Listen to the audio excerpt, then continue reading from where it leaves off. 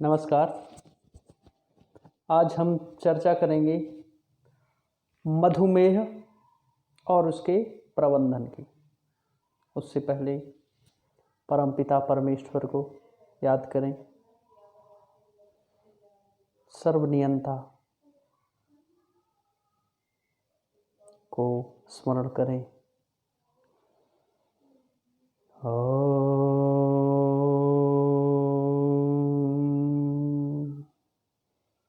योगेन चित्तस्य पदेन वाचां मलं शरीरस्य च वैद्यकेनं योपाकरोत्तं प्रवरं मुनीनां पतञ्जलिं प्राञ्जलिरान्तोऽस्मि। ओम शांति शांति शांति। मधुमेह और उसका यौगिक प्रबंधन, जिसके अंतर्गत मधुमेह क्या है, उसके लक्षण, कारण, दुष्परिणाम, सामान्य उपचार, पथ्यापथ्य और यौगिक उपचार की बात करेंगे।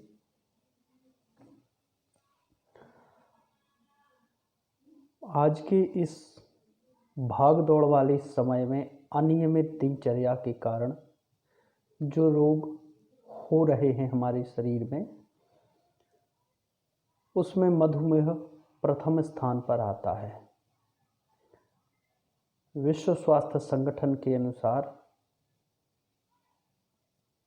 वर्ष 2025 तक, अर्थात 5 साल बाद, मधुमेह को भारत की राजधानी माना जाएगा। मधुमेह भारत में एक महामारी की तरह फैल रहा है और इसे धीमी गति की मौत भी कहा जाता है। साथ ही इसे आधुनिक सभ्यता का अभिशाप भी माना जाता है। अगर कोई व्यक्ति एक बार इस रोग से ग्रस्त हो जाता है तो जीवन पर्यंत उसका इस बीमारी से छुटकारा पाना संभव नहीं है। इस रोग के ग्रस्त होने के पश्चात व्यक्ति को अनेक दूसरी अन्य बीमारियां होने की संभावना बढ़ जाती है।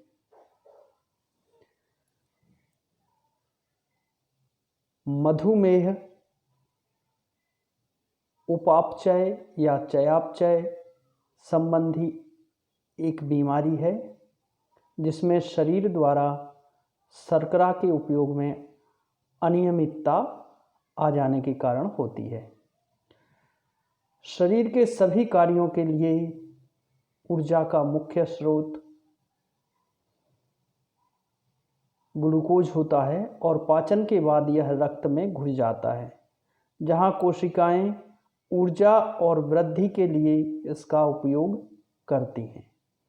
ग्लूकोज के उपयोग के लिए इंसुलिन हार्मोन की उचित मात्रा में उपस्थिति आवश्यक होती है और यह इंसुलिन हार्मोन पैंक्रियाज या अग्नाशय नामक जो ग्रंथि हमारे पेट में होती है उसमें बनता है। जब यह ग्रंथि उचित मात्रा में इंसुलिन का उत्पादन नहीं कर पाती या उचित प्रकार का सही संतुलित अवस्था का इंसुलिन उत्पादन नहीं कर पाती, तब रक्त में ग्लूकोज का इस्तेमाल घट जाता है और इससे रक्त में शर्करा का इस्तेमाल बढ़ जाता है। डायबिटीज का एक और कारण है कोशिकाओं द्वारा इंसुलिन का उचित ढंग से इस्तेमाल ना कर पाना। इसे इंसुलिन के इस्तेमाल में रुकावट भी कह सकते हैं।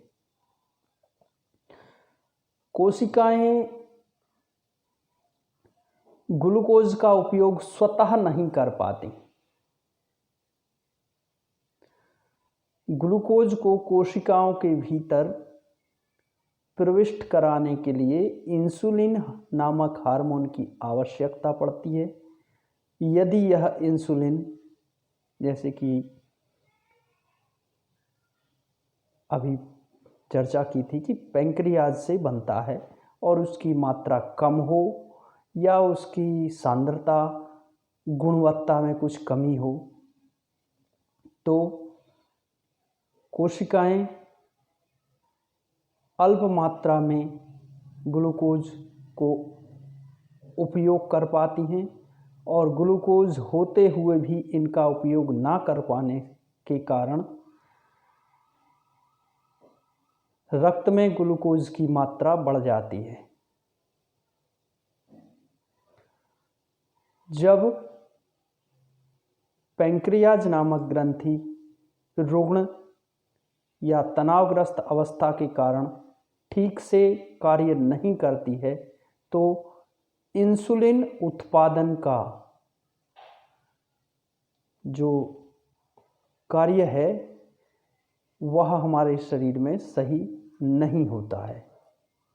दूसरे शब्दों में कहा जाए तो रक्त में शर्करा की मात्रा या ग्लूकोज शुगर की मात्रा बढ़ जाना ही मधुमेह कहलाता है। मधुमेह के स्तर की बात करें तो जो सामान्य अवस्था होती है उसमें खाली पेट जब हम होते हैं तब 80 से होनी चाहिए mg/dl और अधिकतम मात्रा 100 होनी चाहिए, और यही मात्रा भोजन करने के पश्चात 100 से 140 तक होनी चाहिए। मधुमेह के जो पहली स्थिति या जिसे हम संतोषजनक स्तर कह सकते हैं, उसमें 100 मिलीग्राम पर dl से लेकर 124 जो खाली पेट की मात्रा होनी चाहिए, और भोजन के बाद यदि बात करें तो 140 से लेकर 199 तक इसे हम संतोषजनक मान सकते हैं। परंतु इस अवस्था में सचेत रहना चाहिए। शारीरिक क्रियाविधियां या जिस कारण से ये मधुमेह होता है उन कारणों पर ध्यान देकर और उनके उपचार की आवश्यकता होती है। अगर उन कारणों को ठीक कर दिया जाए तो फिर मधुमेह होने की संभावना नहीं रहती है। अनियंत्रित अवस्था जिसे कहते हैं, खाली पेट 125 से अधिक, 125 से अधिक और भोजन के बाद 200 से अधिक जो मात्रा होती है वह मधुमेह की स्थिति या रोग से ग्रस्त लोगों की होती है। मधुमेह की प्रकारों की बात करें तो मुख्य रूप से 2 परंतु 3 प्रकार मधुमेह के देखे जाते हैं, जिसे हम टाइप्स ऑफ डायबिटीज़ के नाम से जानते हैं। इन 3 प्रकारों को हम इस तरह से वर्गीकृत किया गया है।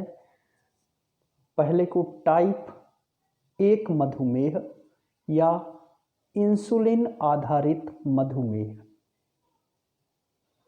इस प्रकार के मधुमेह को मैलेटिय मधुमेह भी कहा जाता है। इस प्रकार में शरीर में पर्याप्त मात्रा में इंसुलिन का उत्पादन नहीं होता है और इंसुलिन की कमी के कारण रक्त में शर्करा की मात्रा बढ़ जाती है, जिस कारण से इसको इसीलिए मधुमेह आधारित कहा जाता है। क्योंकि इंसुलिन आधारित इसलिए कहा जाता है कि बाहर से इंसुलिन लेने की आवश्यकता पड़ती है। आजकल इंसुलिन कई प्रकार से लिया जाता है, टैबलेट के माध्यम से भी, इंजेक्ट करके भी इंसुलिन दिया जाता है भोजन के उपरांत या भोजन से पहले। टैबलेट जो होती है उसे सुबह सुबह ही ले लेते हैं, उसके बाद कुछ खाते पीते हैं, तो इससे रक्त में शर्करा की मात्रा संतुलित रहती है। टाइप 2 इसे गैर इंसुलिन निर्भर मधुमेह या वयस्कता में शुरू होने वाला यह मधुमेह एक प्रकार का चयापचय का विकार, जिसमें हमारे अग्नाशय या पैंक्रियाज में कोशिकाओं के विघटन के कारण इंसुलिन की कमी हो जाती है।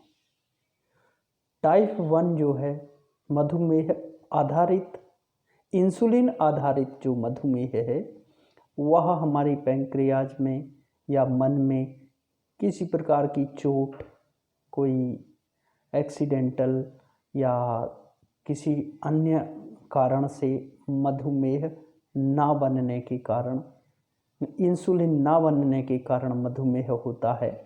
लेकिन टाइप 2 इंसुलिन बन तो रहा है, कम मात्रा में बन रहा है या अच्छी क्वालिटी का नहीं बन रहा है। यह जो हमारी जीवनचर्या होती है उसमें दोषों के कारण होता है। और जो टाइप सी, जैसे कि गर्भावस्था में हमारे हार्मोनल डिस्टर्बेंस के कारण एस्ट्रोजन और कॉर्टिसोल ह्यूमन हार्मोन जो होते हैं इनमें कुछ विकृति या समस्याओं के कारण जो इंसुलिन का सही उपयोग नहीं होने से ब्लड में ग्लूकोज का लेवल इंक्रीज हो जाता है, जिससे यह गर्भावस्था का मधुमेह कहा जाता है। मधुमेह के लक्षणों की बात करें तो मधुमेह के मुख्य लक्षणों में हमेशा प्यास महसूस करना, थकावट या टायर्डनेस महसूस होना,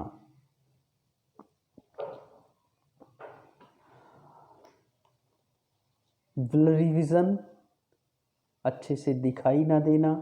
कई बार ये भी होता है कि एक चीज़ है और दो दो दिखाई देते हैं। प्रजनन क्षमता पर असर पड़ता है, प्रजनन क्षमता ठीक नहीं होती है। जो पैरों में नमनेस, पसीना फील होता है, जो हमारे प्रजनन अंग हैं उनमें इन्फेक्शन बहुत जल्दी होता है, फ्रीक्वेंट यूरिनेशन, बार बार पेशाब जाना पड़ता है, भूख ज़्यादा महसूस होती है और अच्छा भोजन करने के उपरांत भी वेट लॉस, शरीर का भार गिरता हुआ प्रतीत होता है, कम होता हुआ प्रतीत होता है। अधिक प्यास लगना, अधिक मात्रा में पेशाब जाना, मूत्रोत्सर्जन, भूख लगती है, खुराक बढ़ जाती है फिर भी वजन कम होता है, शरीर में सुस्ती, पिंडलियों में दर्द, और एक और कि यदि कोई घाव शरीर में हो जाता है तो उसके ठीक होने में बहुत ज़्यादा समय लगता है।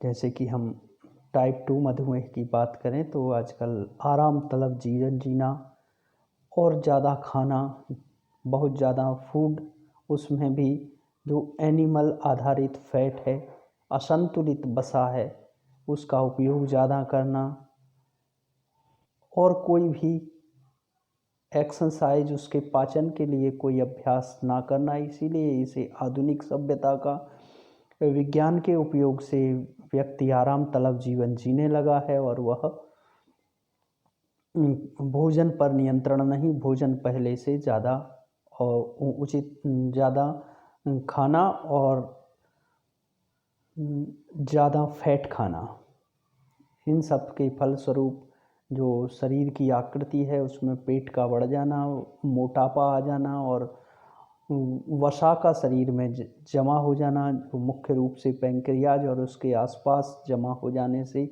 पैंक्रियाज की क्षमता को कम कर देता है। साथ ही फैट बढ़ने से इंसुलिन सही मात्रा में नहीं निकल पाता है, कम मात्रा में निकलता है और इसका कारण टाइप 2 डायबिटीज़ शरीर में हो जाती है।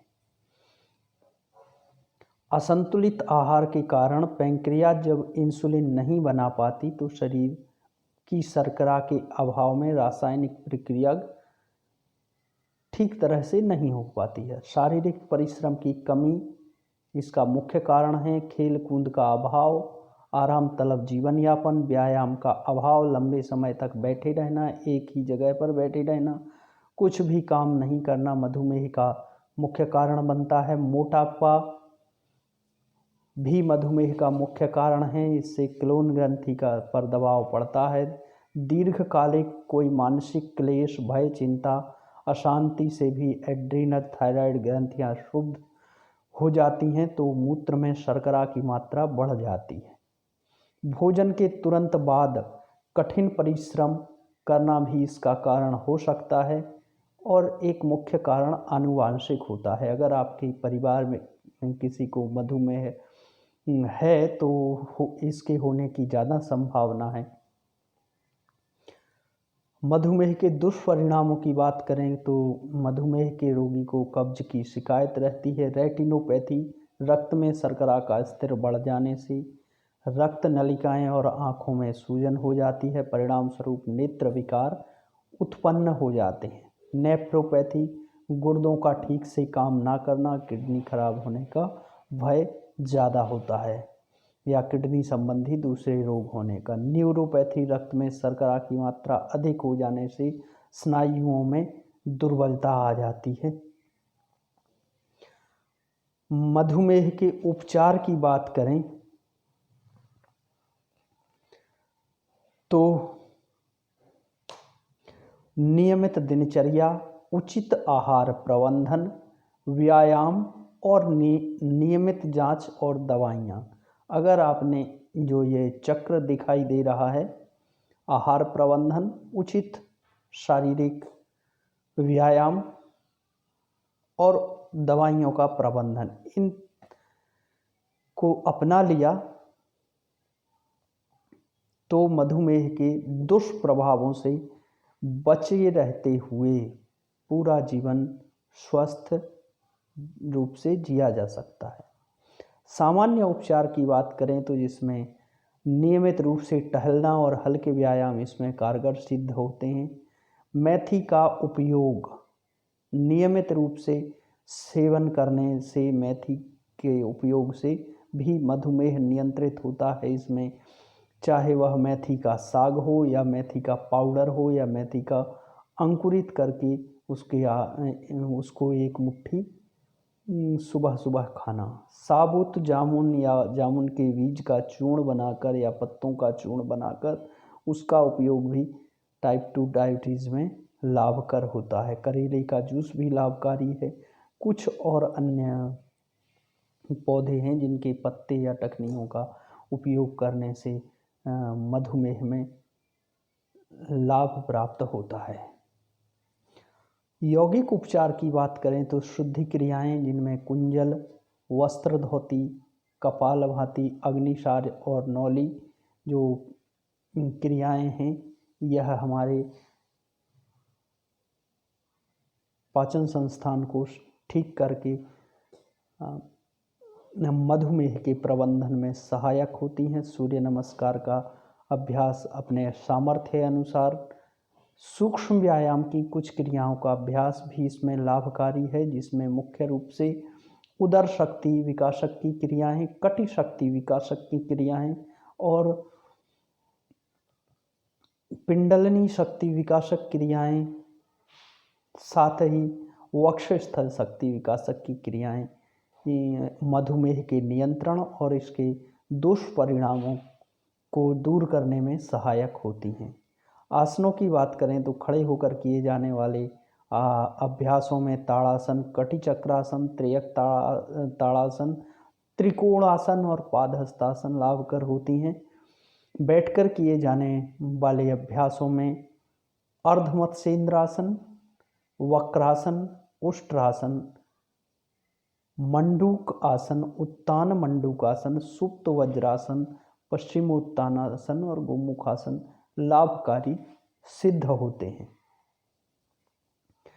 पेट के बल लेटकर किए जाने वाले आसनों में भुजंगासन के सभी स्टेप, शलभासन, धनुरासन, मयूरासन, पीठ के बल लेटकर किए जाने वाले आसनों में उत्तान पाद आसन, अर्ध हलासन, हलासन और पवन मुक्तासन के सभी अभ्यास।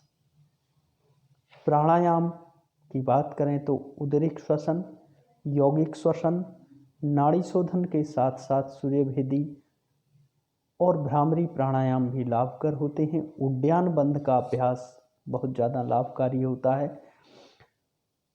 जैसे कि हम चर्चा कर चुके हैं कि इसका एक मुख्य कारण तनाव या तनाव जनित रोग, किसी प्रकार का आघात जो हमारे मन पर लगा है, मन को चिंतित करता है, उसके लिए ओम का जप, ध्यान और योग निद्रा का प्रतिदिन कम से कम आधा घंटे का अभ्यास बहुत ही लाभदायी सिद्ध होता है।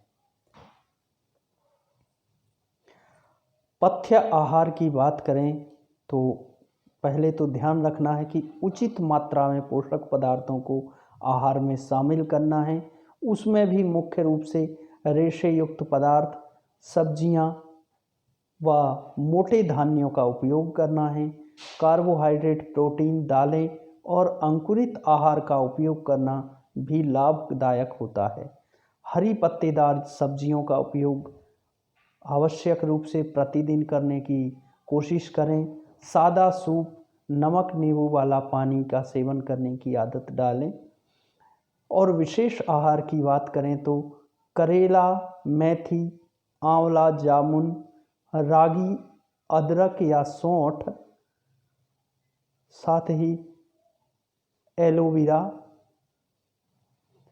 जौ, चना और सोयाबीन का उपयोग इनके आटे का हो चाहे इनका अंकुरित करके हो, इनका उपयोग करने से, और जो आटे का उपयोग करें चाहे वह गेहूं का ही हो, चोकर सहित आटे का उपयोग करना भी विशेष लाभकारी होता है। अपथ्य आहार की बात करें तो कोशिश करें तले भुने मसालेदार पदार्थ व मादक पेय पदार्थों का सेवन ना करें।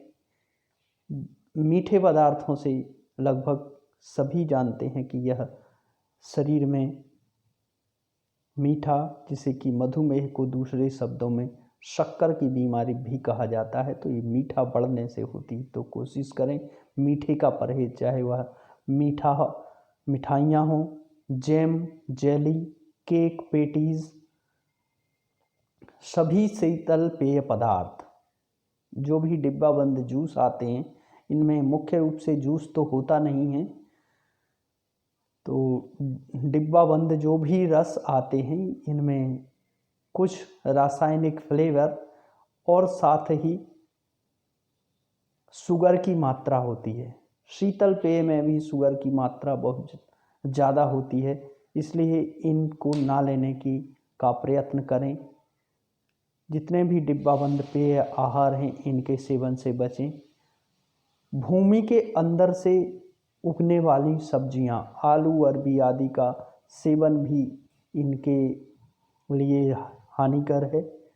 आम मीठा होता है, केला, चीकू, शरीफा, अंगूर, खजूर जैसे मीठे फलों के सेवन से भी बचने की कोशिश करें, या बहुत कम मात्रा में जब आपकी शुगर नियंत्रित हो तब फलों को और दूसरी सब्जियों को, फिर भी दूसरी जो डिब्बाबंद पेय पदार्थ, मीठे, जैम, जेली और मुख्य रूप से चॉकलेट्स, इनको तो लेना ही नहीं है। जब शुगर नियंत्रित में हो तो बहुत सीमित मात्रा में, जो अंतिम में आम, केला, चीकू, शरीफा, खजूर, अंगूर कहा है, इनको बहुत कम मात्रा में, वो भी पूरा का पूरा लेने की कोशिश करें।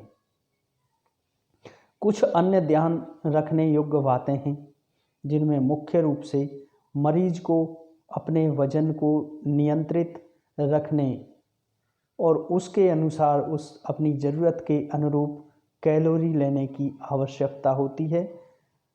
अपने शरीर के भार को नियंत्रित कम करना है या बढ़ाना है। कई बार वजन कम होता है तो बढ़ाने की भी कोशिश करनी चाहिए।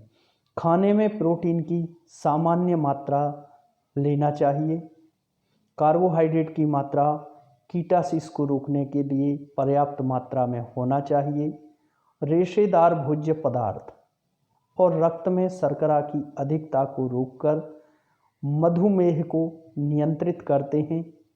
इससे रक्त में कोलेस्ट्रॉल और ट्राइग्लिसराइड की मात्रा कम हो जाती है, साथ ही वजन घटाने में भी मदद मिलती है। इसलिए कोशिश करें कि अधिक रेशे युक्त फाइबर युक्त आहार लें। नियमित अंतराल पर भोजन लेकर अपनी खान पान की आदतों को नियमित करें। एक ध्यान रखने योग्य बात है कि जब जो भी एक बार मधुमेह के रोगी हो जाते हैं उनको ध्यान रखना है कि ज़्यादा से ज़्यादा 2.5 से 3 घंटे के अंतराल पर थोड़ा बहुत कुछ खा लें, क्योंकि जो मधुमेह की मात्रा है वह अचानक से कम हो जाना शरीर के लिए और घातक होती है। तो इसलिए उसको नियंत्रित रखें, उसको याद रखें कि इसको बहुत ज़्यादा लंबे दिन तक व्रत ना करें, भूखे ना रहें, कुछ ना कुछ खाते रहें। आदर्श वजन बनाए रखें। नियमित व्यायाम के साथ साथ स्वस्थ जीवन शैली को अपनाएं। कई जो मधुमेह पर अनुसंधान या शोध जारी हैं और हो चुके हैं, उनके आधार पर सिद्ध भी हो चुका है कि नियमित दिनचर्या बहुत लाभदायक होती है। उसके साथ ही जो सोना जागना आपका होता है वह नियमित हो, आहार नियमित हो और योगाभ्यास व्यायाम नियमित रूप से करने से मधुमेह को नियंत्रित या प्रबंधित किया जा सकता है। शुद्धि क्रियाओं में सूर्य नमस्कार आसनों के अभ्यास के साथ टाइप 2 डायबिटीज़ की कार्यविधि टाइप 2 डायबिटीज़ में पैंक्रियाज की क्रियाविधि को बढ़ाकर ग्लूकोज के स्तर को सामान्य या नियंत्रित किया जा सकता है। प्राणायाम, योग निद्रा और ध्यान के अभ्यास से तनाव के स्तर को कम करके भी जीवन में सकारात्मकता को बढ़ाया जाता है, जिससे मधुमेह नियंत्रित होता है। मधुमेह को बहुत पहले आराम तलब जीवनचर्या से संबंधित रोग कहा गया और आज भी वह इसी कारण से बढ़ता जा रहा है। तो ध्यान रखना है कि जब भी मधुमेह का उपचार करने की बात आती है तो सबसे पहले नियमित खान पान दिनचर्या का ध्यान रखें। भोजन में कम कार्बोहाइड्रेट, कम स्टार्च वाला और मीठा रहित, मुख्य रूप से बिना शक्कर के शाकाहारी भोजन लेना चाहिए।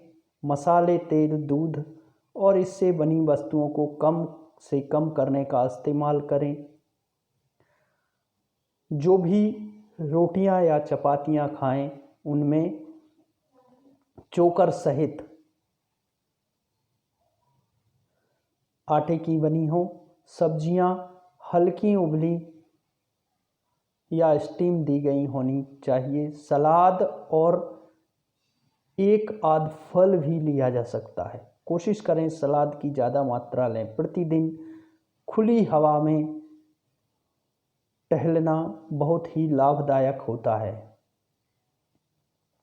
साथ ही यह ध्यान रखना चाहिए कि जांच और औषधियों का सहारा, डॉक्टर ने जो आपको, चिकित्सक ने जो आपको सलाह दी है मधुमेह के लिए औषधियों की और नियमित रूप से कोशिश करें कि घर पर ही रक्त परीक्षण या रक्त में जो शर्करा की मात्रा जांच करने की जो मशीन आती है ग्लूकोमीटर, उसको रख के घर पर ही सीख जाएं और नियमित रूप से जांच करा के उसके कम या अधिक होने की जांच करते रहें और चिकित्सक की सलाह के अनुसार उसको नियंत्रित करने की कोशिश करें, तो इसके दुष्परिणामों से बचा जा सकता है।